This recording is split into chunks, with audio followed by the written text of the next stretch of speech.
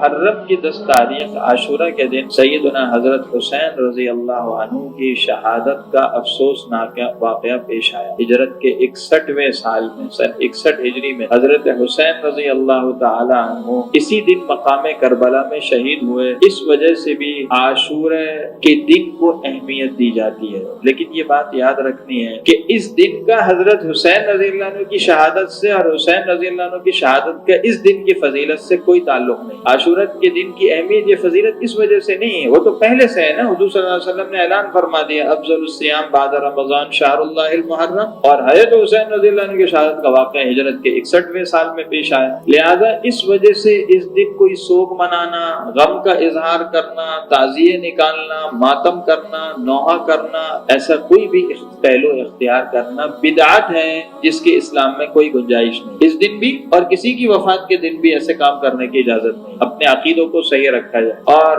واقعہ کربلا کے متعلق تو ایسی بے اعتدالیاں ہیں اور ایسے افسانے مشہور ہو گئے، ایسی من گھڑت باتیں ہیں جن کا حقیقت اور واقعے سے کوئی تعلق ہی نہیں ہے، اور ان کو صرف مجلس گرمانے کے لیے اور شور شرابے کے لیے آج عوام میں پیش کیا جاتا ہے۔ اور اس کا مقصد کیا ہے کہ حضرت حسین رضی اللہ عنہ سے محبت کا اظہار ہے۔ حالانکہ نبی کریم صلی اللہ علیہ وسلم سے، صحابہ کرام سے، اہل بیت سے محبت اگر سچی ہے تو اس کا ایک ہی معیار ہے کہ نبی کریم صلی اللہ علیہ وسلم کے اور اہل بیت اور صحابہ کرام کے طریقے کو اور ان کے طرز عمل کو اختیار کیا جائے، جس کی سب سے پہلی سیڑھی اور بنیاد عقیدے کی صحت ہے۔ یاد رکھیں، اگر عقیدہ صحیح نہیں ہے تو حب نبی کا دعویٰ یا حب اہل بیت کا دعویٰ یہ جھوٹ ہے، یہ دھوکہ ہے۔ عقیدہ سب سے پہلے صحیح ہونا چاہیے، اور وہ عقیدہ سب سے پہلے صحابہ کرام اہل بیت کے بارے میں صحیح ہو۔ حضور صلی اللہ علیہ وسلم نے تو فرمایا کہ میرے اہل خانہ کے بارے میں اللہ سے ڈرو، یعنی ان کی حرمت کا خیال کرو۔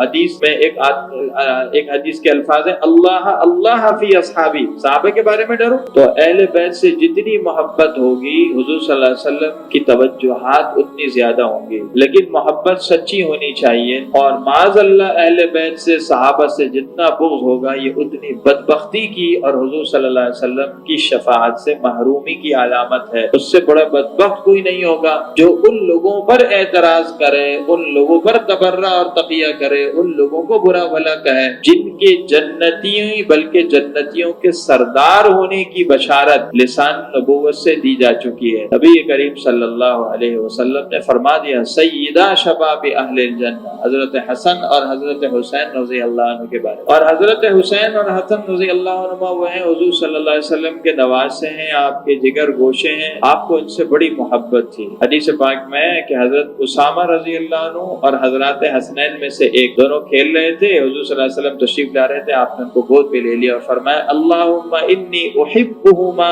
فاحبہما، اللہ مجھے ان دونوں سے محبت ہے، آپ بھی ان دونوں سے محبت فرمائیے۔ اور ایک مرتبہ تو حضور صلی اللہ علیہ وسلم نے ان کو اپنے کندھے پر سوار کیا ہوا تھا، تو ایک صحابی نے دیکھا تو فرمایا کہ بھائی کیا بہترین سواری تمہاری ہے، اللہ کے نبی پر تم سوار ہو۔